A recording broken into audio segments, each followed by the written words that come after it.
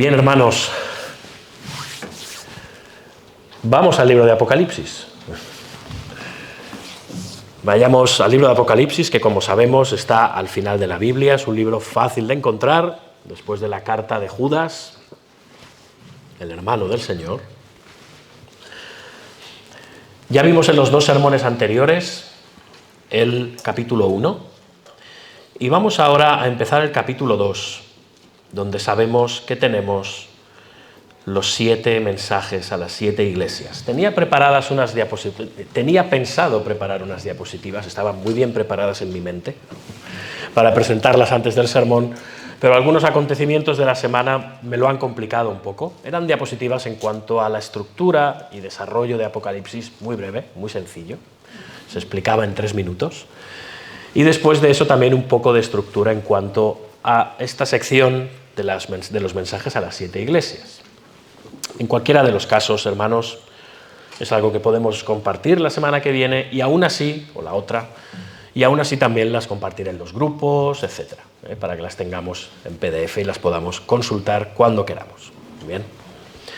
En cualquiera de los casos, empezamos esta nueva sección de Apocalipsis. Mejor dicho, la sección empieza en el capítulo 1 y va hasta el capítulo 3, pero la primera parte de esta sección ha sido un prólogo y una primera visión en la que vimos a Cristo glorificado. ¿Recordamos? En medio de su iglesia.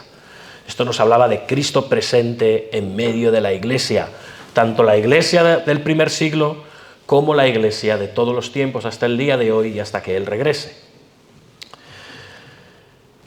Y ahí tenemos mensajes a 7 iglesias, pero que en un sentido lo que están haciendo es hablar de toda la historia de la redención, desde el inicio de la iglesia hasta que esta iglesia se case.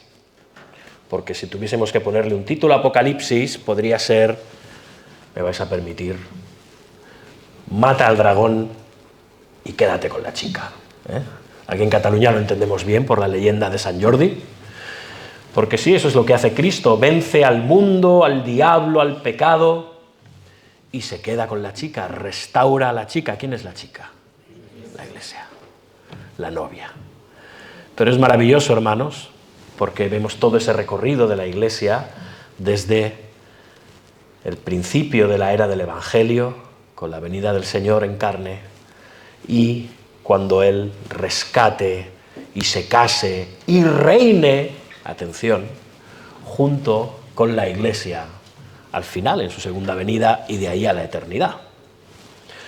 Así que este es un mensaje de consuelo para la iglesia, el que se está dando tan específicamente en estos 3 primeros capítulos de Apocalipsis, en los cuales se está hablando a la iglesia de esa primera venida de Cristo, de la presión y tribulación resultante, de las apostasías, del estado intermedio, es decir, el estado en el que está la iglesia en los cielos también, mientras aguarda la venida del Señor y esa glorificación y resurrección y esa última venida. En fin, un panorama maravilloso y que vamos a ver que se repite sistemáticamente a lo largo de todas y cada una de las secciones de Apocalipsis. Y como no quiero liaros, lo dejamos aquí hasta que os comparta las diapositivas. Pero bueno, creo que esto se entiende por sí mismo. Estamos en la primera de las 7, como no, secciones del libro del Apocalipsis, enfocada en la iglesia de Cristo, entre la primera y la segunda venida. Pero esto el Señor lo va a hacer por medio de mensajes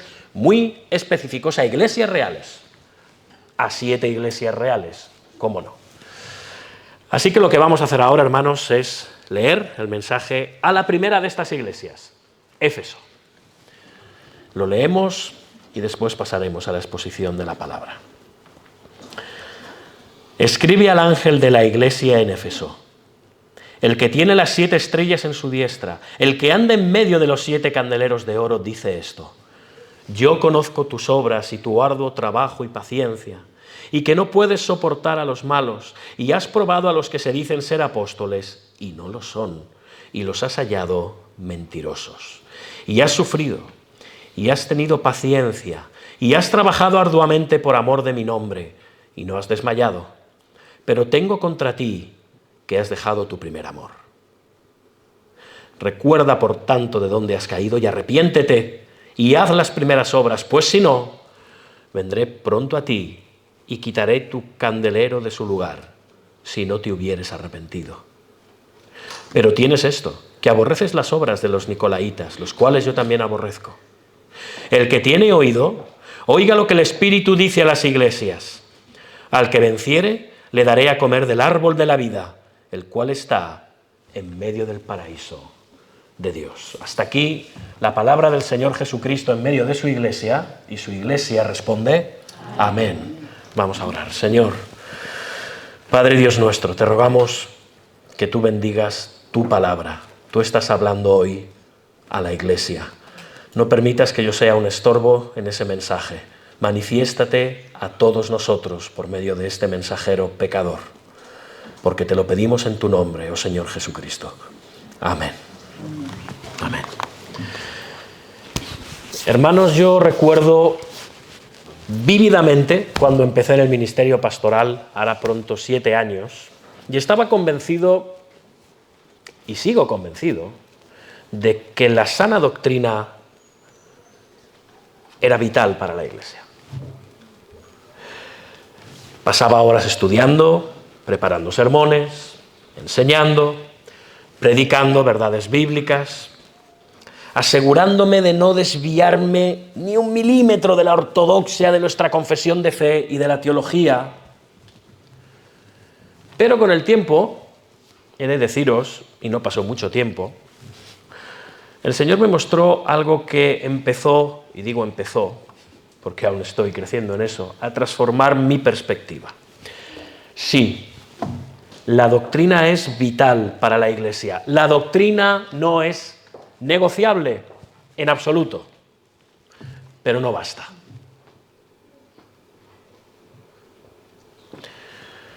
Si falta amor en nuestras relaciones, nuestro conocimiento de Dios se convierte solo en ruido.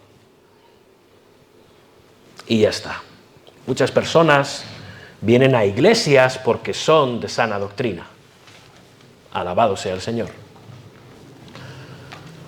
Pero olvidan lo más importante, las relaciones. Hermanos, el tiempo en el ministerio a mí me mostró que la doctrina no es un fin en sí mismo, sino que tiene que servir para avivar el amor a Dios y a los demás. Y esto debe ayudarnos a entender el mensaje de Cristo en el libro del Apocalipsis.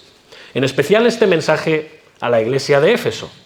La iglesia, hablo de Éfeso, aunque firme en su defensa de la verdad, ejemplar, ha descuidado aquello que le hacía realmente una iglesia, el amor. La iglesia, hermanos, está en el centro del plan de Dios antes de la segunda venida de Cristo. ¿Para qué? Para llevar el evangelio a las naciones. Este es el objetivo de la iglesia. Y como dijimos la semana pasada, Apocalipsis está dirigido a la iglesia de todos los tiempos. ¿Para qué? Para animarla, para fortalecerla. Por eso también la iglesia, como dijimos, está en el centro de todo lo que vemos en Apocalipsis. Y lo hace, como ya hemos visto, mediante símbolos, mediante imágenes. Y tenemos unos cuantos símbolos e imágenes de la iglesia en el libro de Apocalipsis. Los 7 candeleros o candelabros, los santos, cuando se habla de los santos en la iglesia, en Apocalipsis se está hablando de la iglesia, los 24 ancianos, los 144.000, el templo, los 2 testigos, la mujer en el desierto, la esposa, la nueva Jerusalén. A lo largo del libro de Apocalipsis, todo esto son símbolos e imágenes vívidas en cuanto a la iglesia. No, la iglesia no está en los 3 primeros capítulos y luego nos olvidamos de ella. La iglesia está en el centro de cada una de las visiones que se están dando en el libro de Apocalipsis. Y nos dice algo más, que como Cristo ya ha vencido, la iglesia sigue venciendo y vencerá por medio de estar unida a Cristo. Por eso es tan importante esa primera visión que vimos la semana pasada, Cristo en medio de su iglesia. Ahora estamos en esta primera de las 7 secciones de Apocalipsis y aquí vemos a la iglesia como hemos dicho, como candeleros, como candelabros. Y es significativo que así sea, porque como hemos dicho antes, ¿cuál es la misión de la Iglesia? Reflejar la luz de Dios en este mundo.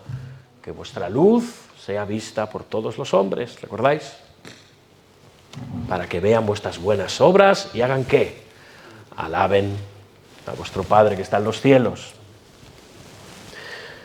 En efecto, esa luz fue dada por Dios desde el principio y se manifestó en la Iglesia en la persona de Cristo. Él es la luz del mundo. Y la misión de la Iglesia es reflejar ante ese mundo la luz y la gloria de Cristo hasta que Él regrese. Si os habéis preguntado cuál es el sentido de que haya una iglesia llamada Iglesia Bíblica Evangélica de Sabadell aquí, es ese, reflejar la gloria de Cristo en el mundo. Como ya vimos, el número 7, y ya sé, pero vamos a ver muchos 7 a lo largo de esta serie de sermones, en el libro del Apocalipsis, al igual que toda la Biblia, simboliza la perfección, lo completo. Y los 7 candeleros representan a las 7 iglesias de Asia, pero también a todas las iglesias que había en la provincia de Asia, todas las iglesias que había en aquel tiempo, en el primer siglo, hace ya prácticamente 2000 años, pero también a la iglesia de todos los tiempos, incluido la iglesia de hoy, también nosotros, la IBE. Y tras mostrarse Cristo como glorificado y que comisiona a Juan a escribir el libro del Apocalipsis, como hemos visto en el capítulo 1, Cristo comienza a hablar con las iglesias. En especial, empieza con la iglesia de Éfeso. Si vierais un mapa de la provincia de Asia, veríais que es la más próxima o la más cercana a la isla de Patmos. Por eso se empieza por Éfeso. Y de hecho, el recorrido que siguen todas las iglesias siguen precisamente una antigua ruta comercial y de correo que se empleaba en tiempos romanos. Es el orden de las iglesias, siguiendo una antigua ruta comercial, de transporte de caravanas, una ruta militar, una ruta de comercio, una ruta epistolar, no solo de cartas cristianas, de todo tipo de cartas. Así que Apocalipsis está muy bien pensado, muy bien pensado. ¿Bien? Ahora, Cristo tiene que hablar a la iglesia, y empieza hablando por Éfeso. ¿Por qué empieza por Éfeso? ¿Y por qué es tan importante que el mensaje de Éfeso sea el primero? ¿Creemos que los mensajes son al azar? ¿Porque no había más remedio? ¿Qué está ocurriendo? ¿Qué está haciendo el Señor con esta carta que Él escribe a todas las iglesias y que es el libro de Apocalipsis? Vamos a empezar a verlo. Vamos a ver lo que tiene que decir a Éfeso, pero hermanos, lo que tiene que decirnos a nosotros. Y espero que durante este sermón no sea el típico sermón de codos, visibles o invisibles, en el que estamos dando codazos al de al lado, o pensando en otros, o pensando en el pastor. Sé que es difícil porque me estáis mirando todo el rato, pero hagamos el esfuerzo, de que ese no sea el efecto que tienen estas palabras en nosotros. Pensemos en nosotros, en cada uno de nosotros, y como iglesia. Y vamos a Apocalipsis capítulo 2, versículo 1. Y antes de esto quisiera decir que la estructura de todas las cartas es la misma siempre. Vamos a ver prácticamente lo mismo en las 7 cartas. Vamos a ver una imagen de Cristo, que tiene que ver con el capítulo 1, con lo que ya hemos visto en el capítulo 1. Vamos a ver un elogio a la iglesia. Vamos a ver una reprensión. Vamos a ver luego una exhortación. Y finalmente vamos a ver una promesa. Promesas que son palabras que, al igual que la imagen de Cristo del principio de las cartas está tomada del capítulo 1, de ese Cristo glorificado, lo que vamos a ver en cada una de las promesas al final de estas cartas, de estas 7 cartas, son promesas que tienen que ver con lo que vemos en los capítulos 21 y 22, con la promesa final, en la venida de Cristo y la instauración de su reino, y cuando aparece la nueva Jerusalén como esa iglesia triunfante, esa novia. Así que está encerrada el mensaje a cada iglesia entre una visión del Cristo glorificado en medio de las iglesias y abajo una promesa de algo que se está empezando ya a recibir en la iglesia, pero que se recibirá de forma completa y suprema en la venida del Señor y consumación de la historia. ¿Me he ido muy arriba? ¿Todo bien? Y ahora vamos a Apocalipsis 2.1, vamos a ver esta imagen de Cristo. Así es como se introduce el Señor a Éfeso. Escribe al ángel de la iglesia en Éfeso, el que tiene las 7 estrellas en su diestra, el que anda en medio de los 7 candeleros de oro, dice esto. Éfeso, vamos primero a Éfeso, era una ciudad que había sido altamente bendecida con la predicación del Evangelio y la enseñanza de Cristo. El apóstol Pablo, que fue su fundador, había estado enseñando allí durante 3 años. Apolos, Aquila y Priscila también habían sido fieles y denodados predicadores del Evangelio en esta ciudad. Timoteo fue pastor de esta iglesia. Y según, si nos fiamos del testimonio de los primeros padres de la iglesia, los muy tempranos, el apóstol Juan mismo había ejercido buena parte de su ministerio en Éfeso. De hecho, se cree que allí es donde falleció finalmente. Así que era una iglesia que conocía muy bien. Así que desde su fundación Éfeso había sido una iglesia muy instruida, muy preparada doctrinal y teológicamente. Gloria a Dios por ello. Y ahora Cristo, 40 años después de su fundación por el apóstol Pablo, empieza su mensaje a la iglesia de Éfeso de esta manera, versículo 1. Escribe al ángel de la iglesia en Éfeso. ¿Y qué es lo que dice ahora?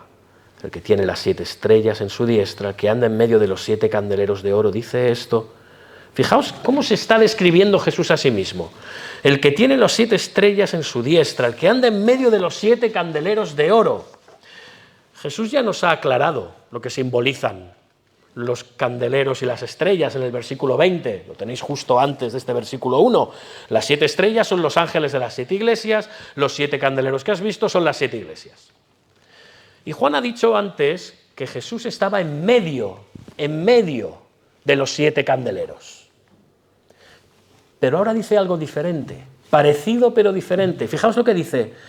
Se describe a los efesios como el que anda en medio de los candeleros. Así que sí, Cristo está presente en su iglesia y en cada iglesia local, ahora mismo está aquí presente con nosotros y anda en medio de ellas. El Señor está al corriente de todo lo que pasa en la iglesia. No es un ser estático ni desconectado de todos los asuntos que ocurren dentro de nuestra familia de la fe, en los días de culto y de reunión y fuera de los días de culto y de reunión. El Señor está en medio de su iglesia y conoce todas las cosas. ¿Para qué? Para cuidarnos, para protegernos, para guiarnos. Cristo cuida y da luz a la iglesia como los sumos sacerdotes cuidaban de que en el tabernáculo y luego en el templo los candelabros tuvieran siempre su porción de aceite, que no se apagaran. Y esto nos enseña algo importante, y es que Jesús desea de nuevo que las iglesias iluminemos al mundo. Cristiano, estás llamado a ser luz del mundo.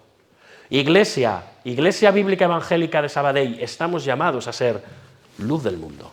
Cristo es la luz del mundo, pero nosotros reflejamos esa luz que Él nos ha dado ante un mundo en tinieblas. Ese es nuestro llamado. Ese es el propósito de una iglesia. Y si esto no ocurre, quiero que prestemos atención a esto, iglesia, si esto no ocurre, estamos en peligro porque estamos camino de dejar a ser una iglesia. Podemos ser otra cosa, pero no una iglesia. O no una iglesia de Cristo. Y también nos dice que tiene las 7 estrellas en su diestra. Recordamos que la diestra es esa mano de autoridad, de favor, de cuidado. Él tiene autoridad sobre los ángeles de las iglesias. ¿Recordáis? Los mensajeros de las iglesias. Y vimos que esto era con toda probabilidad los pastores de las iglesias locales. Y es interesante, hermanos, la iglesia de Éfeso es la primera de entre las 7 en recibir este mensaje, pero por si acaso había la idea de que, bueno, empiezan por nosotros, porque evidentemente, ¿cómo no va a empezar por nosotros? ¿No? Fijaos, no, es muy interesante. Aquí lo que estamos viendo es algo muy interesante. Está incluyendo a los pastores de Éfeso al mismo nivel que los demás. Dice el que tiene las estrellas, todas las estrellas, en su mano. Los pone a los pastores de Éfeso al mismo nivel que los otros 6. Podemos ser una iglesia más joven, más antigua, con más dones, con menos dones, más importante y popular, menos importante y menos popular, pero la relevancia de los pastores en todas las iglesias es la misma.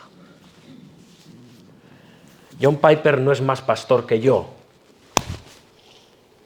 Yo no soy más pastor que alguien que plantó una iglesia hace 2 semanas. El mensaje es a todos los pastores de todas las iglesias. Y cada uno tiene una comisión muy específica en el lugar en el que Cristo le ha puesto. Él nos tiene a todos en su mano derecha. Y aquí ocurre lo mismo. El que tiene las 7 iglesias en su diestra. Y Jesús se dirige a los pastores de las congregaciones locales. ¿Por qué? Porque los pastores en las congregaciones locales somos los responsables de llevar el mensaje al pueblo, como esta mañana. Y si no lo hacemos, estamos tapando la luz del Evangelio. Y estamos dejando a los miembros en oscuridad. Y esto es un grandísimo peligro. Por lo tanto, los pastores debemos saber que el mensaje que presentamos a las iglesias, en este caso el mensaje de Apocalipsis, es de importancia suprema y viene de parte de la autoridad suprema, que es Cristo. Y aunque la iglesia de nuevo de Éfeso sea la primera entre las 7, no está por encima de las demás iglesias. Pero observa que los pastores están en la diestra de Cristo. Y esto de nuevo, como os dije la semana pasada, da mucha tranquilidad a la hora de proclamar un mensaje como el de Apocalipsis, porque sabemos que no debemos de temer a la hora de predicar este mensaje. Porque Cristo nos está comisionando a predicar este mensaje. Es más, me cuesta encontrar específicamente en algún lugar en la Biblia en el que se nos diga a los pastores que tenemos que proclamar algo específico relativo a cualquier otra carta. ¿Os habéis dado cuenta? Pero de Apocalipsis sí que se dice. No estoy diciendo que no se tenga que predicar el resto de la Escritura, pero este mensaje es fundamental. Este mensaje es para la Iglesia y tiene que ser conocido por la Iglesia. A eso estamos llamados. Y hemos visto esta presentación de Cristo. Cristo está en medio de la Iglesia. Se mueve en medio de la Iglesia. Conoce lo que pasa en la Iglesia. Cuida y protege a la Iglesia. Y ahora viene el elogio a la Iglesia de Éfeso. Yo conozco tus obras. Y por cierto, esto también se lo va a decir a todas las iglesias. Yo conozco tus obras. Bien. Y tu arduo trabajo y paciencia, versículos del 2 al 3, y que no puedes soportar a los malos, y has probado a los que dicen ser apóstoles y no lo son, y los has hallado mentirosos, y has sufrido, y has tenido paciencia, esto es, recordamos, perseverancia, aguante, y has trabajado arduamente por amor de mi nombre, y no has desmayado. Jesús empieza diciéndole esto: conozco tus obras, Efesios, os conozco. Conozco lo bueno y lo malo de vosotros. Conozco vuestra fe, conozco vuestra vida en comunidad, lo público, conozco lo privado. Cristo conocía a los efesios y nos conoce también a todos nosotros perfectamente. Él sabe quiénes somos. Es más, nos conoce mejor que nosotros mismos. Y la Éfeso del primer siglo era un lugar muy difícil para el Evangelio. Mucho. Era un centro político, comercial y religioso de aquel tiempo. Era la ciudad más grande e importante de la provincia de Asia. Era la capital realmente, podríamos decir, de la provincia de Asia. Una ciudad portuaria, la cual facilitaba el negocio, el comercio, la cultura. Alojaba una de las 7 maravillas del mundo antiguo, el templo de la diosa Artemisa de los efesios. Y también era un centro del culto imperial, que honraba a los emperadores romanos como si fueran dioses. ¿Recordáis la semana pasada? Hablamos de eclipsis, tribulación. ¿Qué quería decir realmente? Presión. ¿Os imagináis la presión de esta pequeñita iglesia en la ciudad de Éfeso? un foco en el que había todo tipo de religiones, no solo la imperial, sino las religiones mistéricas que se practicaban en aquel tiempo, o las diferentes filosofías de parte de los sofistas o los filósofos. Y toda esa presión estaba sobre ellos. ¿Te puedes imaginar lo que era ser un efesio y ser cristiano? Increíble. Y además parece que entre sus propios pastores se alzaron falsos maestros. ¿Recordáis las palabras de Pablo cuando él se despide en Mileto y manda a llamar a los apóstoles de Éfeso? Les dice que aparecerían falsos maestros, ¿de dónde? De entre vosotros. De entre vosotros, no van a venir de otros sitios, van a venir de entre la iglesia, de en medio de la iglesia se van a levantar falsos maestros. ¿Para qué? Para arrastrar tras de sí a los discípulos. Esto es lo que hace siempre un falso maestro, esto es lo que hace siempre un divisor, llevarse a la gente detrás de ellos, para arrastrar tras sí a los discípulos. Y parece que esto se había materializado cuando Timoteo era pastor de esta iglesia. Ya cuando Pablo escribe la segunda carta a Timoteo, la presión que está experimentando Timoteo para que transigieran la predicación del Evangelio, para que transigieran la predicación de la sana doctrina era tan grande que Pablo le encomía: predica la palabra, sin importar cómo sea recibida, predica la palabra. Timoteo era un hombre joven, quizás con un carácter apacible. Pablo le dice: predica la palabra. Y unas décadas después de la carta a Timoteo, y posiblemente gracias al impulso del propio Timoteo y seguramente de esos hombres fieles que él buscó de entre la iglesia, capaces de enseñar a otros, se había dado un giro a los acontecimientos.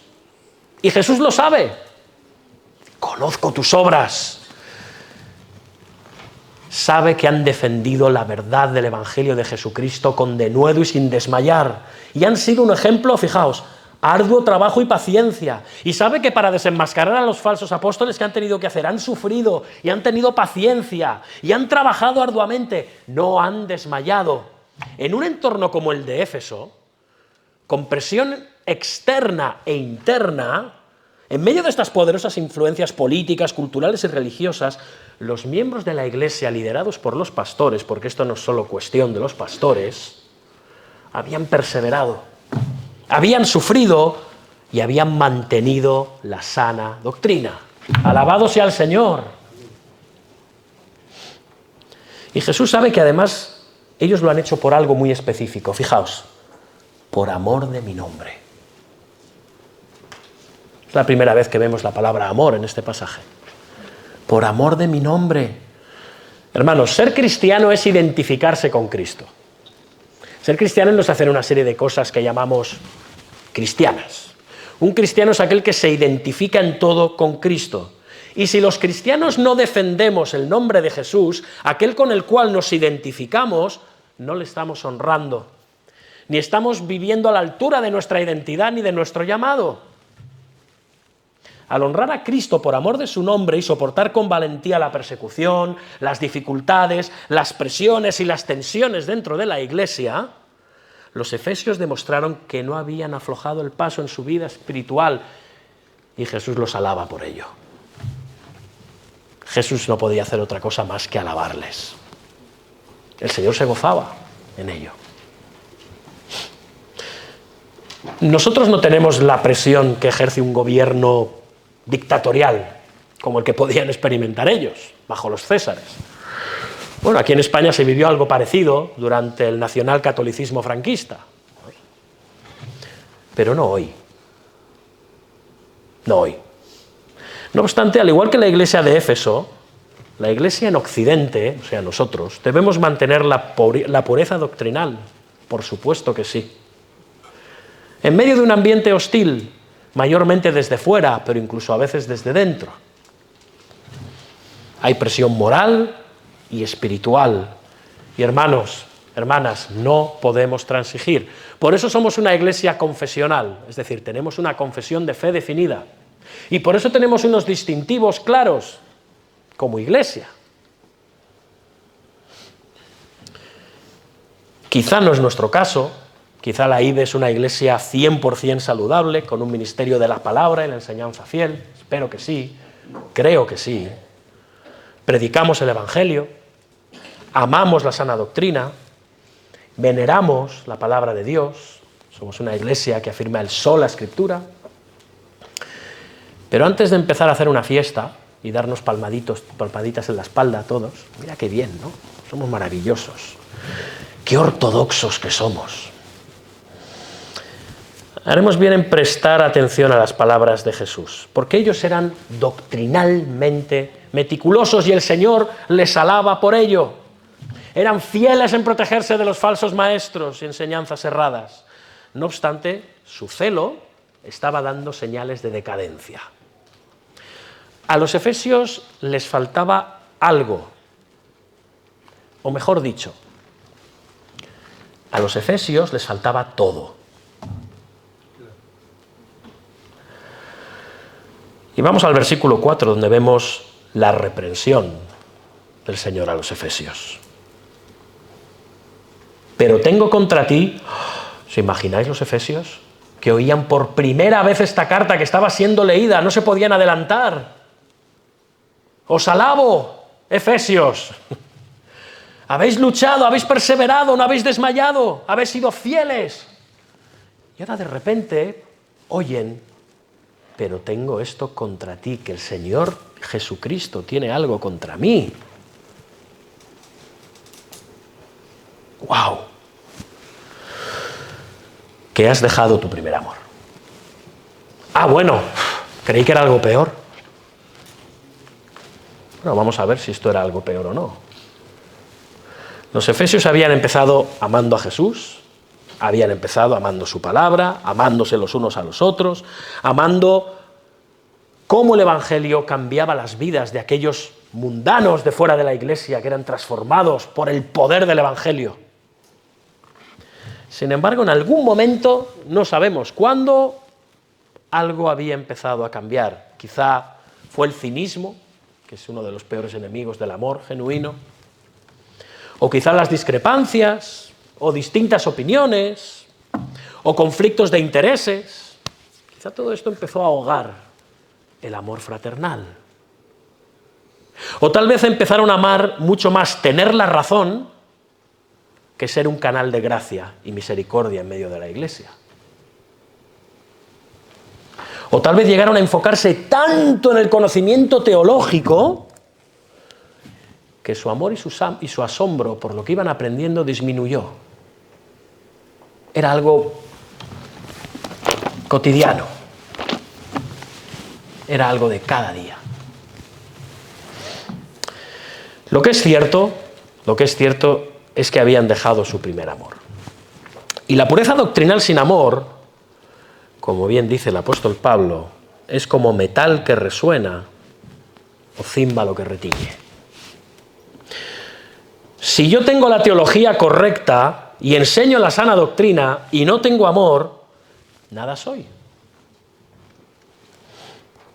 Si no tolero a los falsos maestros y no permito las herejías y no tengo amor, de nada me sirve.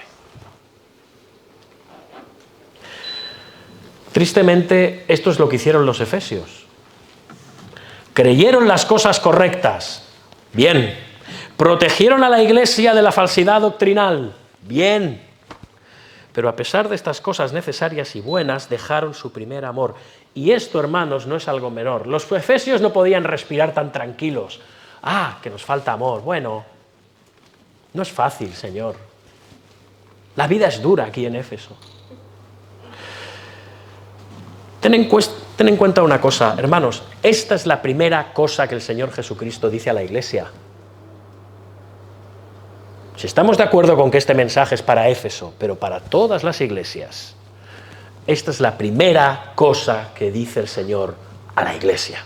De Éfeso, de Asia, de toda Europa, de todo el Mediterráneo de aquel tiempo y hasta el día de hoy. Es lo primero, y si es lo primero, suponemos que es importante. Y lo es, y lo es. Esto es lo primero que Jesús quiere que sus discípulos sepan.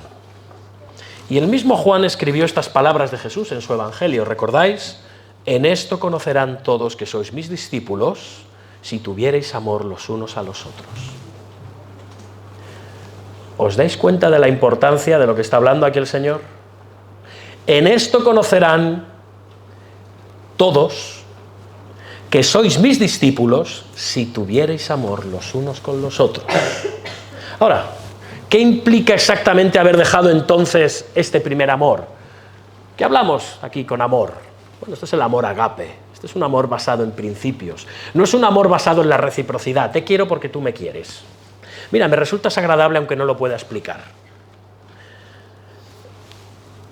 Cuando a Jesús le preguntaron cuál era el más grande mandamiento, respondió: amarás al Señor tu Dios con todo tu corazón y con toda tu alma y con toda tu mente. Este es el primero y grande mandamiento.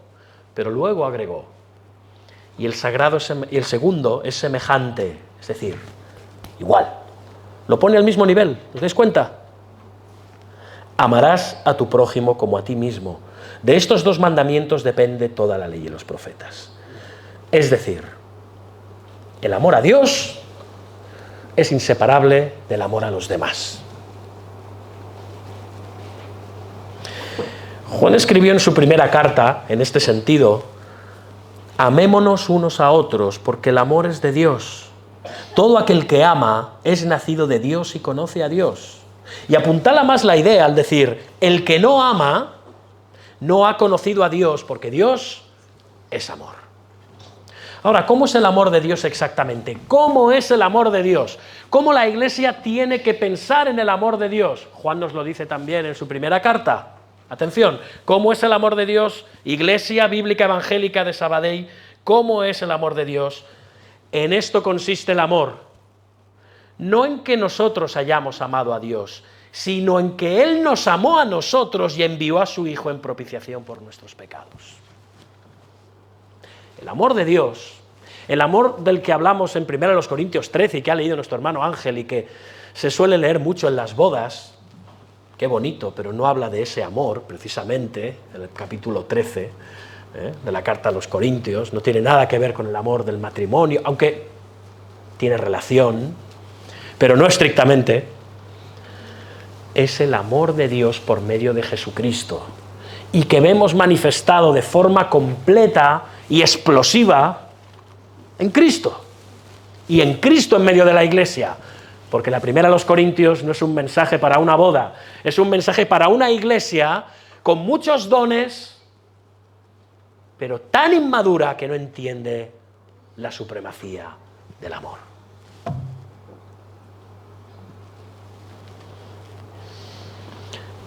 De nuevo, esta verdad es imprescindible que la atesoremos, porque es inmensamente profunda, pero es muy sencilla al mismo tiempo. Como hemos visto antes en Apocalipsis 1:5, hablando de Jesús, dice: el que nos amó y nos lavó de nuestros pecados con su sangre.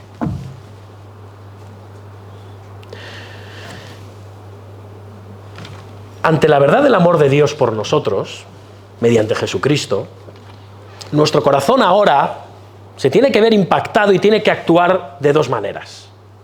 Primero, y especialmente aquellos en la Iglesia que nos deleitamos en la teología, y no hay nada malo en ello, o estamos llamados a enseñarla, hemos de tener mucho cuidado, hermanos. Hemos de tener mucho cuidado de que nuestro amor por Dios no se convierta en solo amor por la teología. Con demasiada frecuencia este amor por conocer a Dios se convierte en conocer de Dios.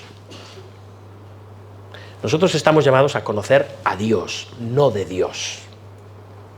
Conocemos de Dios y esto nos lleva a conocer a Dios. Como se dice muchas veces, hemos de estar más interesados no tanto en conocer la palabra de Dios, sino al Dios de la palabra.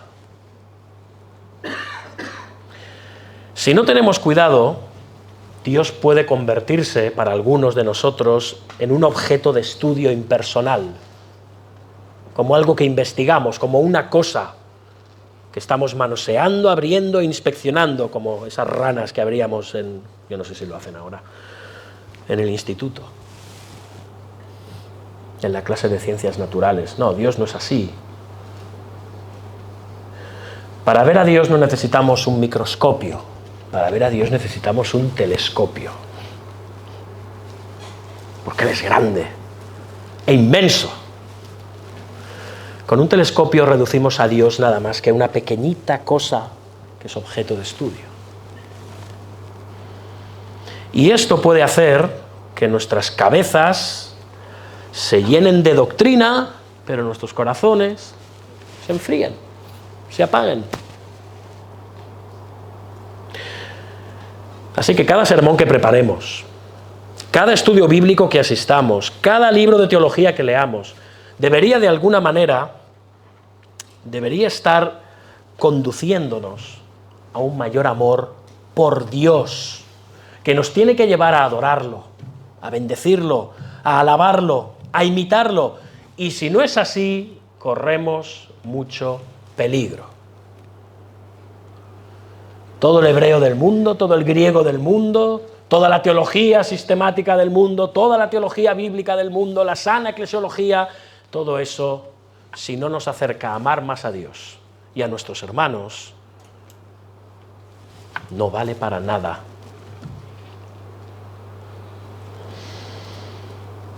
Segundo, hemos dicho que el amor de Dios manifestado en Jesucristo hacia nosotros tiene que ir en dos direcciones. Hemos visto la primera. Segundo, nuestro amor por los demás debería de provenir de nuestro conocimiento de Dios y su amor por nosotros. Voy a explicar esto. El amor al prójimo es un distintivo inequívoco de un cristiano. Lo hemos visto antes. Es así. El amor al prójimo es un distintivo inequívoco, hemos dicho, de un cristiano. ¿Por qué? Porque anuncia al mundo que seguimos a Jesús. Y Jesús es quien afirma él mismo, en cuanto a sus discípulos, que todos sean uno, como tú, oh Padre, en mí y yo en ti, que también ellos sean uno en nosotros, para que el mundo crea que tú me enviaste.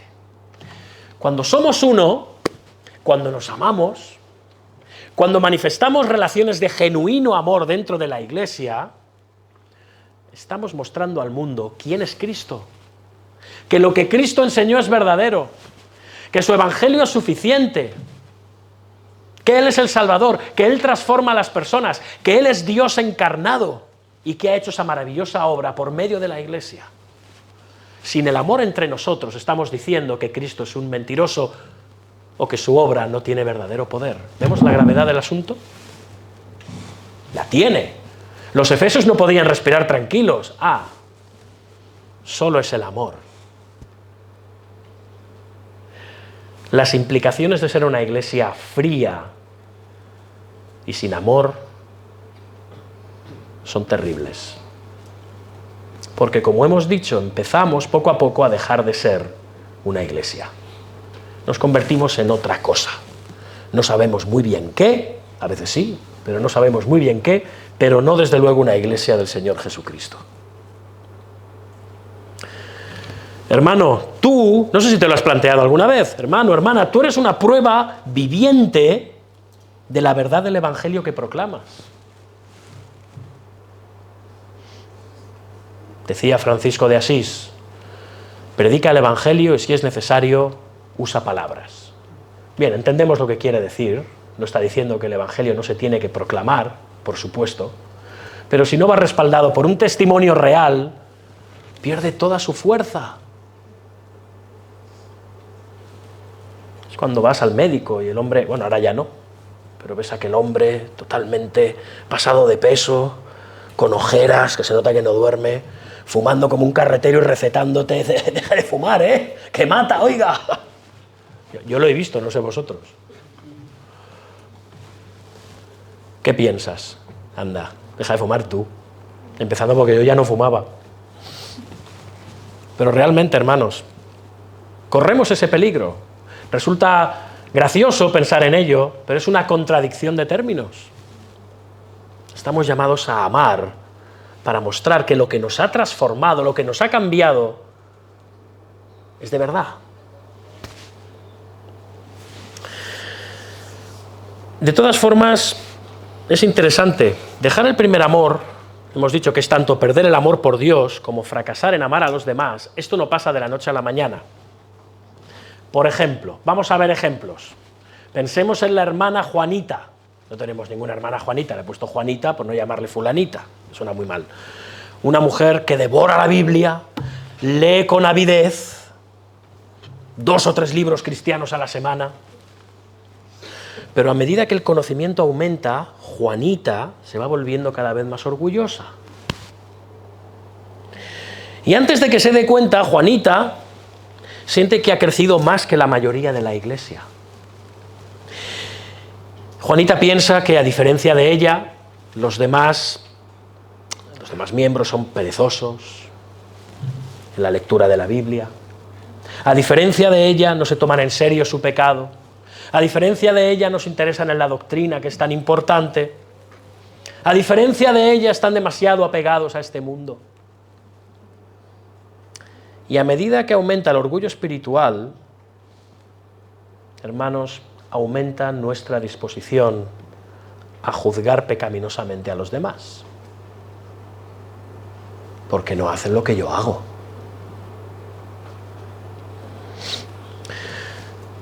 Y a medida que esto ocurre, nuestro amor por ellos se va enfriando. Y no sabes en qué momento pasaste de amar a tu iglesia a verlos como un montón de personas frías, desamoradas, que no aman a Dios, a saber si son cristianos. Cristo no está evidentemente en sus vidas. O veamos otro ejemplo, el pastor Manolo, digo Manolo porque también es un nombre muy popular, un hombre que tras los años en su iglesia está, permitidme, aburrido de la doctrina, está aburrido de todo lo que tiene que ver con Dios, está aburrido de su iglesia.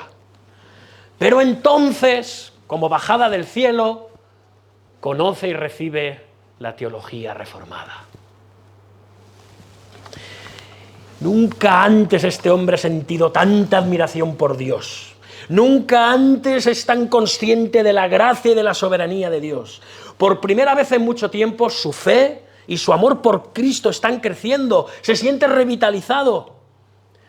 Pero pronto se va dando cuenta de que parece que la congregación no le sigue el rollo. Como que está un poco solo en todo esto. Le dicen que su predicación ha cambiado, que sus sermones ahora son más difíciles y más largos. Le cuestan entenderle, y ahora el pastor Manolo se pone a la defensiva. Un momento. Y cree que la congregación está en su contra. Porque claro, no han recibido la iluminación que él ha recibido. Pero él aún así se compromete a defender la fe verdadera, a pesar de que la iglesia la está recibiendo con frialdad, Y él sigue adelante con todas sus energías. Y sus sermones, que antes parecían difíciles de entender, ahora son clarísimos. ¿Sabéis en qué son clarísimos? En su condena a la iglesia. No aprovecha la oportunidad de machacarlos en cada sermón, porque no están a la altura de sus expectativas teológicas. Y la congregación empieza a percibir la dureza del pastor, pero él cree, a pies juntillas, que está separando el grano de la paja. Es lamentable, pero el pastor Manolo no se da cuenta de una cosa: ha perdido su primer amor. Y es fácil perder el amor por los que nos critican, se quejan de nosotros y nos atacan, es fácil, pero también es fácil perder nuestro amor hacia aquellos que consideramos inferiores o distintos a nosotros, en su doctrina, en sus prácticas. Los incrédulos, hermanos, puede que nos persigan, nos odien, se burlen de nosotros, pero no son nuestros enemigos. ¿Sabéis lo que son? Son nuestro campo misionero. Esos son los incrédulos. Amad a vuestros enemigos, bendecid a los que os maldicen, haced el bien por los que os aborrecen, orad por los que os ultrajan y os persiguen, para que seáis hijos de vuestro Padre que está en los cielos.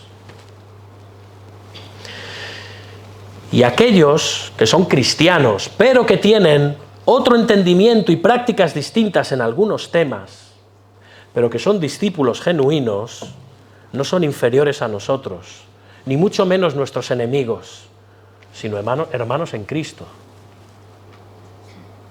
Y debemos amarlos. No estaremos de acuerdo con ellos en algunos aspectos, pero debemos amarlos. Y aunque puede llegar el momento en el que ya no nos asociemos con cristianos profesantes, es posible que tengamos que romper nuestra relación con cristianos profesantes, quizás personas a las que amamos, porque a veces estos cristianos profesantes pueden promover divisiones doctrinales o teológicas entre los hermanos, o divisiones de otros tipos, falsas enseñanzas en la iglesia. Aunque mantengamos la distancia con ellos, porque eso es a lo que se nos manda, en la Biblia en ninguna parte nos da permiso para dejar de amarlos. En ninguna parte vemos que se nos anime a dejar de orar por ellos, rogando por su arrepentimiento, porque se den cuenta del error doctrinal en el que están, que el Señor les ilumine y que ellos puedan restaurar su comunión. Hermanos, el amor, a semejanza del amor de Cristo en la Iglesia, debe estar dispuesto al autosacrificio por el bien de otro, sin exigir reciprocidad ni que la persona amada sea merecedora de ese amor. No amamos porque otro lo merece, no amamos porque otros nos aman, amamos porque estamos llamados a amar, como Dios nos ha amado.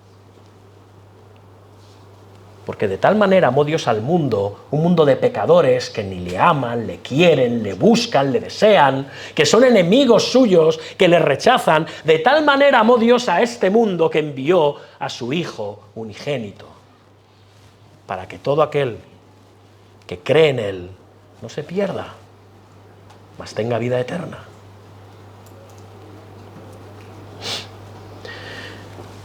De nuevo, debido al amor de Dios por nosotros en Cristo y el ejemplo del amor de Cristo por nosotros, hemos de vivir vidas de autosacrificio voluntario por los demás. Sí, incluso por los hermanos y por los miembros de nuestra iglesia que nos son difíciles de amar. Porque ahí es donde estaremos manifestando verdadero amor. Quiero que escuches bien esto. Cuando amas a los que son difíciles de amar, es el único momento en el que estás mostrando verdadero amor. Así que, hermanos, si dejamos nuestro primer amor, como le había ocurrido a los efesios, estaremos siendo otra cosa, pero no una iglesia. Y estaremos en un camino muy peligroso, porque es posible creer lo correcto y no ser iglesia. Es posible hacer todas las cosas correctas y no ser iglesia. Es posible defender los correctos valores morales y no ser iglesia, porque no tenemos amor, ni hacia Dios, ni hacia el prójimo de dentro de la iglesia y de fuera de la iglesia, incluidos los no creyentes. Porque pasamos horas cuestionándolos, despreciándolos, criticándoles, en vez de pasar horas amándolos, orando por ellos y llevándoles el Evangelio. Y todos lo hacemos.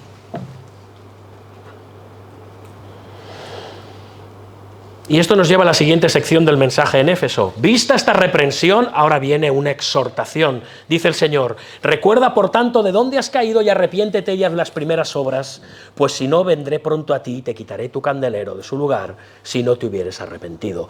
Pero tienes esto, que aborreces las obras de los nicolaítas, las cuales yo también aborrezco. A estas alturas, ¿os imagináis las caras de los efesios? Se sentirían muy incómodos. Quizá tú también te sientas incómodo esta mañana. Yo me siento muy incómodo predicando este sermón y preparándomelo me he sentido todavía más incómodo todavía. Quizá nuestro amor no se ha enfriado. Bien, pero quizá veamos síntomas, en el caso de otro, de que está empezando a enfriarse. O quizás hemos caído literalmente de ese primer amor y acabamos de darnos cuenta.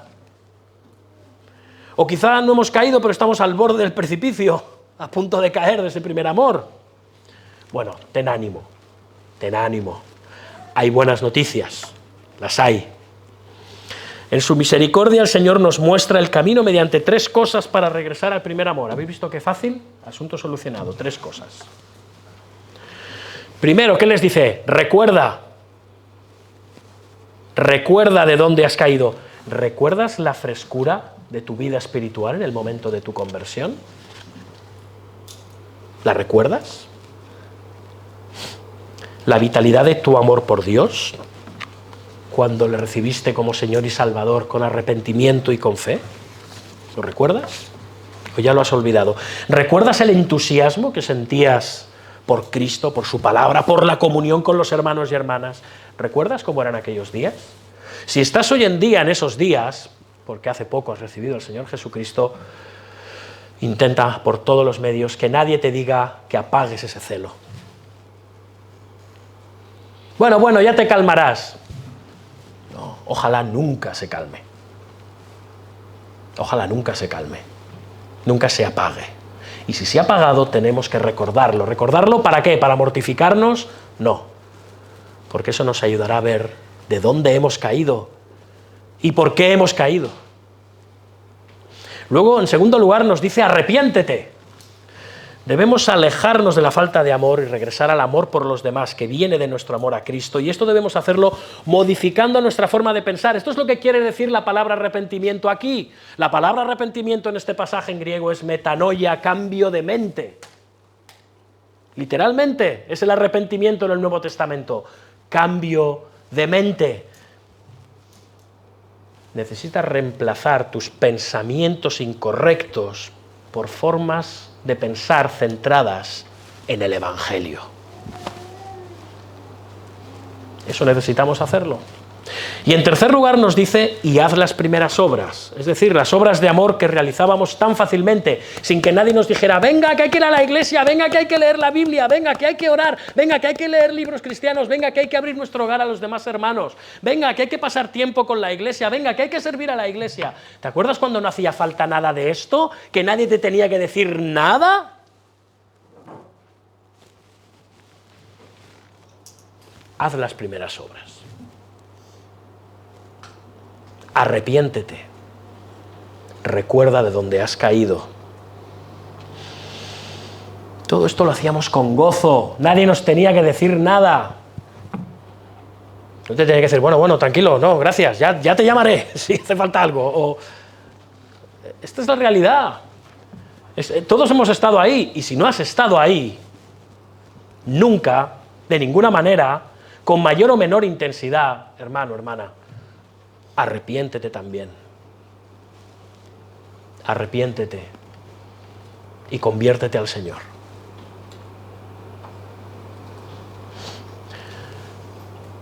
¿Cómo hacemos estas primeras obras? Conoce a los miembros de tu iglesia. ¿Tienes idea de quiénes son los miembros de nuestra iglesia? Oye, no somos 500, ¿eh?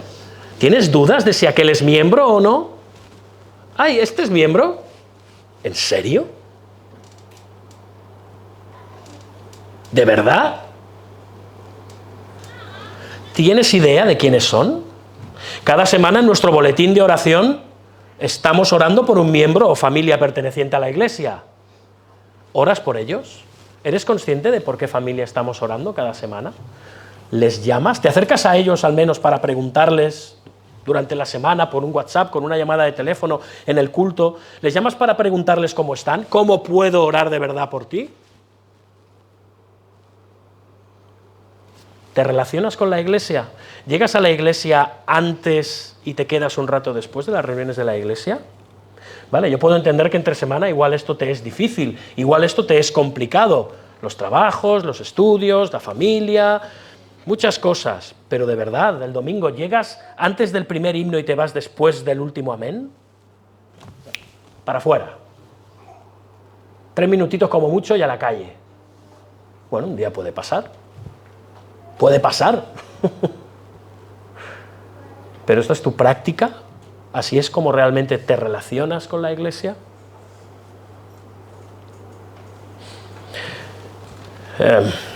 ¿Por qué nos reunimos? ¿Qué dice Hebreos capítulo 10?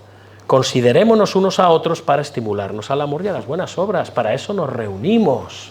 Porque un sermón a lo mejor lo podemos oír otro día de la semana. o a lo mejor grabado. Nos reunimos, ¿para qué? Para estimularnos al amor y las buenas obras.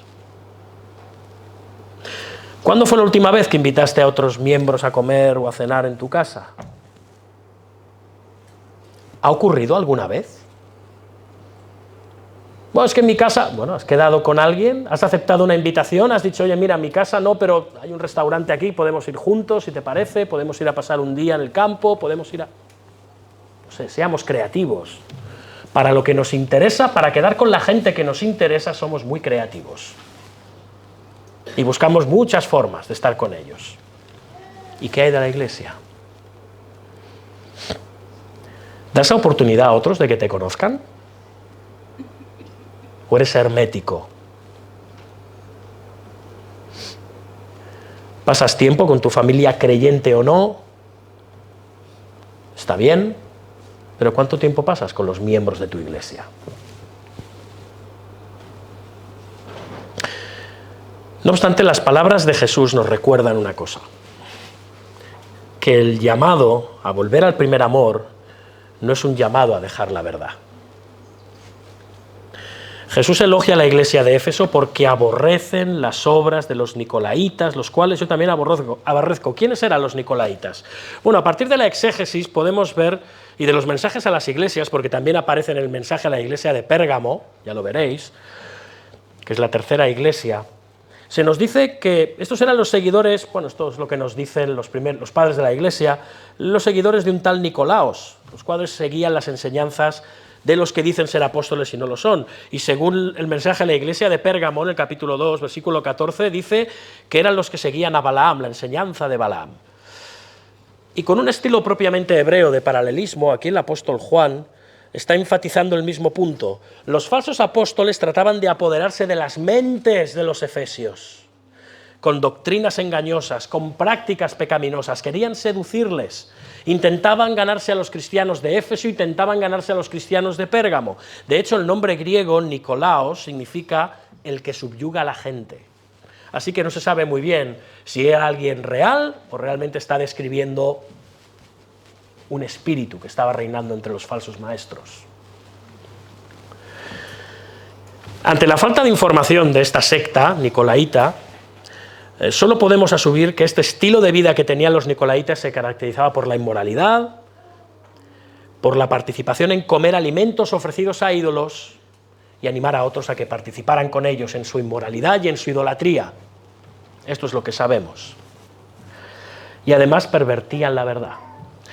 Pero fíjate que Jesús elogia a los efesios no por odiar a los nicolaitas. Fijaos que no dice que aborreces a los nicolaitas. ¿Qué está diciendo? Sino sus prácticas. Odian las prácticas, pero no odian a estas personas. De la misma manera en que nuestras obras de amor exponen nuestro amor por Dios, las obras de los nicolaitas exponían su falsa doctrina. Y Jesús les dice que Él también los odia esas prácticas. Él odia lo que están enseñando y el efecto que tiene esta enseñanza en la vida de ellos. Sin embargo, cuando la corrección se hace necesaria, el Señor no titubea, y nosotros en la Iglesia no hemos de titubear. Los pastores y la Iglesia debemos corregir a los herejes y a los divisores en el seno de nuestra Iglesia. Lo hacemos con paciencia, firmeza, diligencia, pero con paciencia, amabilidad, gentileza, compasión, amor, y orando por ellos, tal como dice Pablo a Timoteo, que fue pastor en Éfeso, por si quizá Dios les conceda que se arrepientan para conocer la verdad y escapen del lazo del diablo. Hermanos, cuando una persona es excomulgada o apartada de la comunión con la Iglesia o señalada por la Iglesia, lo que estamos diciendo es que la comunión de la Iglesia ya no está teniendo efecto sobre esa persona. Ahora ha pasado a estar bajo la disciplina de Dios, estrictamente. Y si nosotros no mantenemos las distancias con estas personas, estamos poniéndonos e intercediendo, estamos interfiriendo en la disciplina de Dios sobre esta persona. Por eso Juan advierte acerca de relacionarse con aquellos, con todos aquellos que enseñan falsas doctrinas y también con aquellos que dividen a la Iglesia por diferentes causas, para no interferir en la disciplina de Dios sobre ellos. Porque si son hijos de Dios, esa disciplina está teniendo lugar. ¿Y cuál es el propósito de esa disciplina? Llevarles al arrepentimiento y a la restauración con la Iglesia. Que no seamos obstáculos a la disciplina de Dios. Que no seamos obstáculos. Cuando los pastores mostramos dicha corrección compasiva por el bien de los que se oponen, les estamos enseñando al resto de la Iglesia, entonces, cómo abordar los conflictos de manera piadosa también. Hermanos, la verdad es importante, pero no puede separarse del amor. El amor es importante, pero no puede separarse de la verdad. Y si los efesios no llegaban a comprender esto, fijaos, recordad por tanto de dónde habéis caído y arrepentíos y haced las primeras obras, el Señor les dice estas palabras: vendré pronto a ti y quitaré tu candelero de tu lugar si no te hubieres arrepentido. En el versículo 5, 2 veces el Señor llama a los efesios a arrepentirse. ¿Habéis visto? 2 veces. Igual que la palabra amor aparece en este pasaje 2 veces. Si no se arrepienten, el Señor va a tomar medidas drásticas. Les dice primero que vendrá pronto. Voy camino a visitaros. Y no en la segunda venida. Incluso antes los efesios pueden llegar a dejar de ser una iglesia, porque Jesús les quitará su candelero, lo cual indica que como congregación caerán en la total oscuridad espiritual. Una iglesia deja de serlo cuando ya no sirve a su maestro con amor y dedicación genuinos. Este era el problema de los efesios y era muy grave. Y hay evidencia a lo largo de la historia de la iglesia en el sentido de que el cristianismo nominal, el cristianismo de estar en una lista y venir los domingos a la iglesia y luego salir por la puerta, o sea, el cristianismo sin Cristo, en una iglesia, aunque sea una iglesia con una doctrina definida y sin amor a Dios y al prójimo, ese cristianismo nominal acaba desapareciendo de muerte natural en el plazo de 1 o 2 generaciones. Así lo demuestra la historia. Quizás los miembros sigan reuniéndose, pero lo hacen con fines sociales, con fines de entretenimiento y no espirituales. ¿Va a ocurrir esto en la iglesia? ¿Ocurrirá esto en la IBE? Dice Ignacio de Antioquía, en el año 107, apenas posiblemente menos de 10 años desde que se escribió Apocalipsis, él escribe una carta a los efesios y dice: he oído hablar de algunos que han pasado por allí con malas doctrinas, pero no los dejasteis sembrar entre vosotros. Los efesios seguían fieles después del mensaje de Apocalipsis. Y el pasaje termina ya con una promesa. Jesús termina su mensaje a Éfeso y lo hace con una maravillosa promesa para aquellos que se aferran tanto a la verdad como al amor. El que tiene oído, oiga lo que el Espíritu dice a las iglesias: al que venciere le haré comer del árbol de la vida, el cual está en medio del paraíso de Dios. Hermanos, cada iglesia recibe un vislumbre de la victoria presente y futura en la Nueva Jerusalén, pero antes es necesario que prestemos atención a las primeras palabras. Fijaos, el que tiene oído oiga lo que el Espíritu dice a las iglesias. Estas palabras, todo el que tenga oído escuche, salieron de la boca de Jesús durante su ministerio, ¿recordáis? El que tenga oído, oiga, escuche. Pero esta es una versión ampliada de las palabras de Jesús. Lo que el Espíritu dice a la iglesia. El que tenga oído, oiga lo que el Espíritu dice a la iglesia. Y además estas palabras aparecen en las 7 cartas. Jesús está hablando por medio del Espíritu Santo, pero habla ¿a quiénes? A aquellos que vivimos en el Espíritu. No todo el mundo en la iglesia vive por el Espíritu, porque no todo el mundo en la iglesia tiene el Espíritu de Dios, porque no todo el mundo en la iglesia es hijo de Dios. Fijaos, dice Pablo a los romanos: los que son de la carne piensan en las cosas de la carne, pero los que son del Espíritu en las cosas del Espíritu. Y dice: porque todos los que son guiados por el Espíritu de Dios, estos son los hijos de Dios. Este es un mensaje para la iglesia, no todos los que oyen, sino también los que guardan lo que oyen. Estos son bienaventurados. Por tanto, no todos son bienaventurados, por lo tanto, no todos son iglesia, aunque piensen que lo son. Si este mensaje que viene de Cristo en el poder del Espíritu Santo no tiene la capacidad de remover tu interior en esta mañana y llevarte al arrepentimiento y llevarnos a un cambio, si no tenemos oídos para oír lo que el Espíritu dice a las iglesias y guardarlo, ponerlo en práctica, tenemos que arrepentirnos inmediatamente. Tenemos que arrepentirnos porque no tenemos oídos para oír.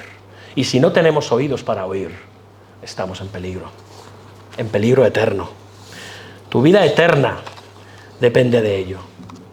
Si esto, de todas formas, sí que te lleva a un entendimiento mayor de tu necesidad de amar más a Dios y al prójimo, y a tus hermanos y hermanas en la iglesia, lo guardarás.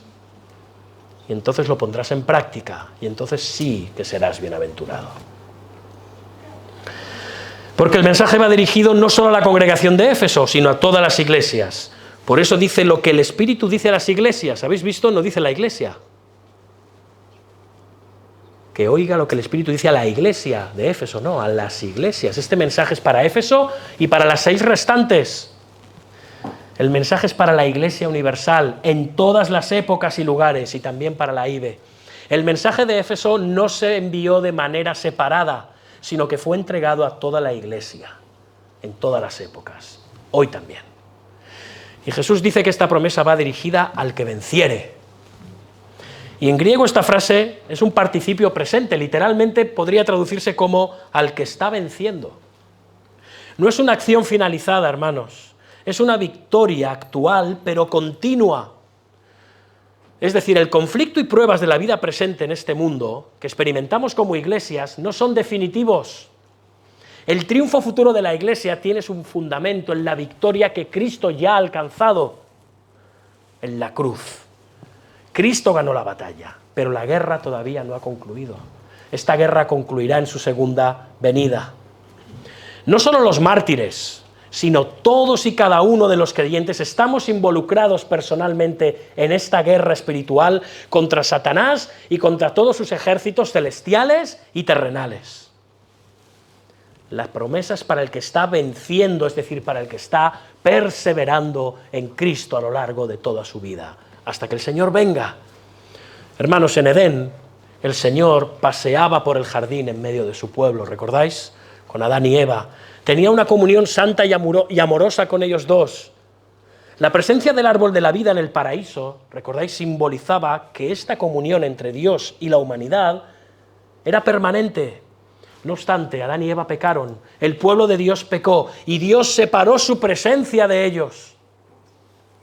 Y desde entonces, todos los seres humanos que descendemos de Adán y Eva no tenemos acceso al árbol de la vida cuando venimos a este mundo.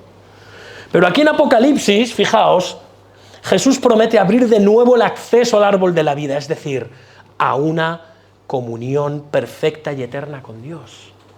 Y esta es la comunión que esperamos tener ahora en la IBE. La iglesia de Éfeso, ya para concluir, y nuestra iglesia, podemos comer ahora y disfrutar de la vida eterna en la presencia de Dios. No completamente hoy, pero de forma consumada, cuando Cristo regrese. Dios caminaba entre su pueblo en Edén, pero ahora en la nueva creación, que ha sido iniciada por Cristo, el que habla a los creyentes en Éfeso no es otro que el que anda en medio de los candeleros. Él anda en medio de nosotros. Se ha restaurado la comunión con Cristo y con Dios. Estaba el Dios que andaba en Edén. Ahora está el Dios que anda en medio de la iglesia, en esa nueva Jerusalén, que algún día llenará todo el universo. Cristo ya está con nosotros, Él es Emmanuel, Él es Dios con nosotros, viviendo en la iglesia. Y sí, hermanos, si algunos no se arrepienten, Cristo quitará su candelero. Ya no serán iglesia, Cristo ya no se paseará entre ellos. Pero el que venza no tendrá nada que temer. Dios le dará el acceso al árbol de la vida en el paraíso, donde Él y su pueblo caminarán en perfecta comunión, pero esta vez para siempre. Para siempre. A los vencedores el Señor nos promete algo mucho mejor que el alimento ofrecido a los ídolos. Los nicolaitas tentaban a la iglesia con el alimento ofrecido a los ídolos en sus fiestas inmorales y trataban probablemente de tentarles. Pero aquí hay algo mejor que lo que el mundo pueda ofrecernos, que cualquier tentación. A los vencedores se nos dará de comer del fruto del árbol de la vida. La redención del pueblo que Jesús está llevando a cabo incluye esta promesa. El que venciere comerá del árbol de la vida en el paraíso. Cada iglesia está recibiendo un vislumbre al final de estos mensajes a las 7 iglesias, de la presente y futura Nueva Jerusalén. A los efesios y a nosotros se nos dice en Apocalipsis 22:14, bienaventurados los que lavan sus ropas para tener derecho al árbol de la vida y para entrar por las puertas de la ciudad. Hermanos, que el Señor nos ayude a comprender la IBE, que la doctrina correcta y las prácticas correctas aquí en la iglesia, aunque son importantes, no hacen de la iglesia una comunidad sana por sí misma, ni constituyen un testimonio fiel ante el mundo de la luz del Evangelio. No. Vencemos en Cristo al comprender, como miembros y como iglesia, que la doctrina correcta no es suficiente, porque el amor a Dios y al prójimo es lo esencial. Amén. Me gustaría que antes de cantar oráramos en silencio y presentáramos nuestros corazones ante el Señor.